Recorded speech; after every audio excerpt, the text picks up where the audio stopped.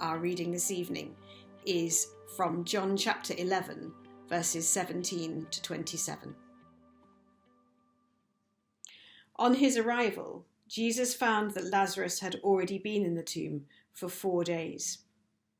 Now Bethany was less than 2 miles from Jerusalem, and many Jews had come to Mary and Martha to comfort them in the loss of their brother. When Martha heard that Jesus was coming, she went out to meet him, but Mary stayed at home. "Lord," Martha said to Jesus, "if you had been here, my brother would not have died. But I know that even now God will give you whatever you ask."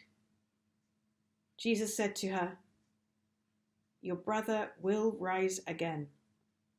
Martha answered, "I know he will rise again in the resurrection on the last day." Jesus said to her, "I am the resurrection and the life. Anyone who believes in me will live, even though they die. And whoever lives by believing in me will never die. Do you believe this?" "Yes, Lord," she told him. "I believe that you are the Messiah, the Son of God, who has come into the world." When I was at home with my first baby, I found being at home all day pretty challenging. I felt like such an amateur at this parenting thing, and I missed my professional life. And then a wise friend said, "Well, what made you a good teacher? Transfer those skills into being a good parent." It was very good advice. I needed to discover what being me as a parent looked like. I could see then I could become something of the mother that God had designed me to be. And I see this in Martha, a woman for whom being friends with Jesus has allowed her to become more fully the person she was meant to be. Someone who speaks her mind, externally processes, feels openly. Martha is a woman whose bold actions and passionate thinking have won her many friends and raised her influence.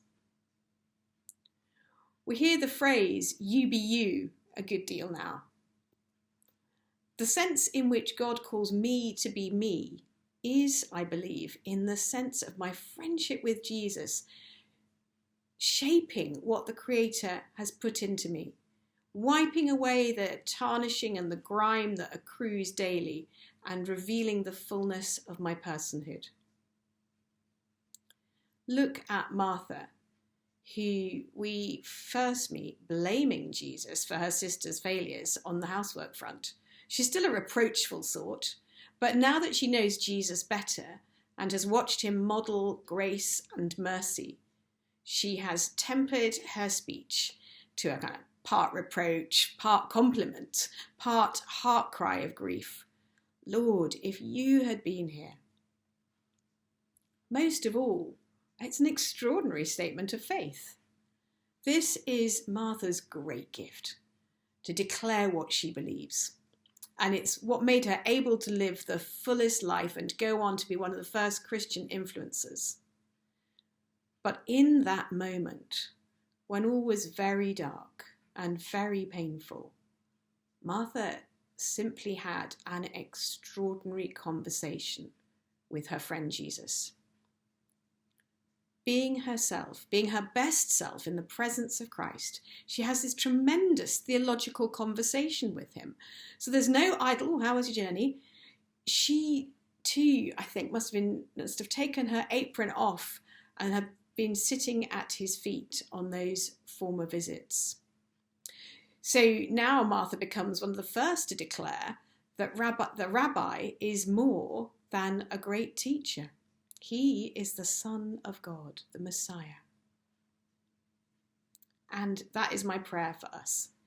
In our darkest hours, that our friendship with Jesus will have shaped us to be more fully ourselves, which in turn will enable us to seek and have the most extraordinary conversations with him.